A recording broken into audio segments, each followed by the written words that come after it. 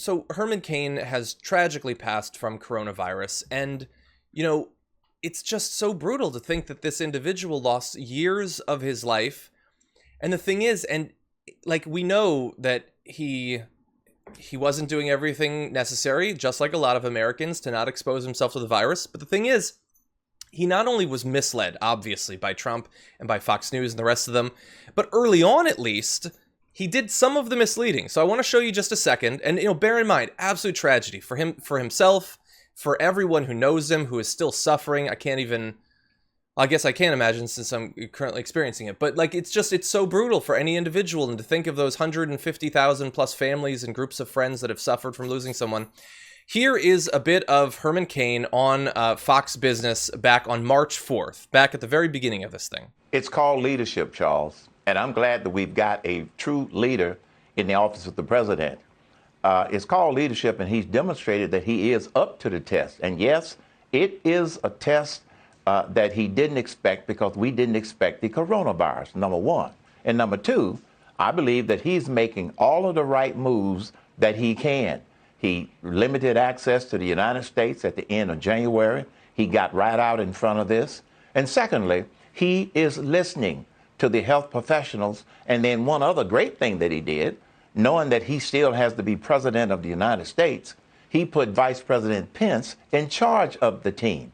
I think that that shows strong leadership, but more importantly, he has shown that he's willing to listen to those who are the experts in this health field as it comes to this virus. Unfortunately, and obviously we pray for the comfort of the families of those who lost loved ones, most of them have had underlying medical conditions, because as you get older, your resistance and the ability of your system to fight off different viruses and diseases becomes weaker and weaker.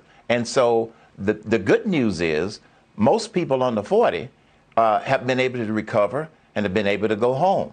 The first 14 cases that were identified here in the United States, little it be known by a lot of people that in fact most of them have been cured, released, and gone home. So you're right, it's unfortunate that we still have some cases, but when you put it into proper perspective in terms of how some other countries have not contained it, the United States is doing a great job. So yeah, and that was when 11 people, 11, not 11,000, 11 people had died, and just, oh God, he had so much faith in Donald Trump to take care of this, that Donald Trump was going to listen to the doctors. He even says there, like it's killing people who are older and have underlying conditions. He was one of those people, but he was part of this thing that believed that that's true. I can acknowledge it on Fox News, but I don't have to actually protect myself. And I know he's an individual, he's responsible for what he does, but he's also part of a movement that was led by Donald Trump. If Donald Trump on day one had told people, this is serious, this is a challenge, we're going to meet, everyone's going to take it seriously, we're going to listen to the doctors, we're going to wear masks, we're going to test everybody, do you really think that these individuals, either the Tucker Carlsons and the Sean Hannitys, or the Herman Cains and the Ron DeSantises and all of that would be like, you know what? No, finally, this is a step too far. We're breaking from you, Trump. We don't believe any of this stuff. No, they would have all gone along with it if only he had taken it seriously. And so many lives, including the lives of the people involved in this thing, could have been saved. Yeah, and then so this whole huge news story today is because Herman Cain, former presidential candidate, founder of Godfather's Pizza, Trump supporter, conservative, dies today. Or I don't know when it was, maybe it was late last night. I don't know exactly. So this has become a huge news story. What is our numbers in America for deaths? Where are we? Have we hit 150K yet? 150,000 plus, yes. Okay. 150,000 other family and friends of victims of this virus have passed away, probably just as gruesome as Herman Cain probably did.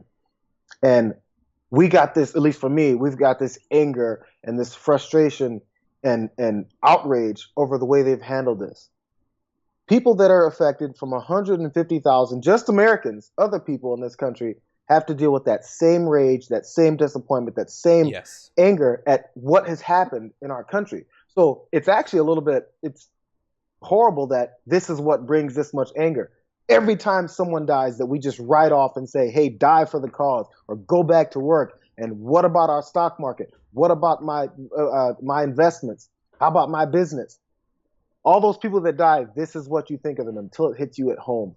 And I feel kind of bad that this is what's angered me to this point already. Because every other one of them has angered me too, but it's hard to get angry 150,000 times over a few month period. Yeah. That's what's happened. Understand this many more people are enraged over this and are looking at the response that has been happening and the continued stupidity surrounding it. And they're I don't know, man. Maybe they're tired of it, or maybe they're not. Yeah. I don't know.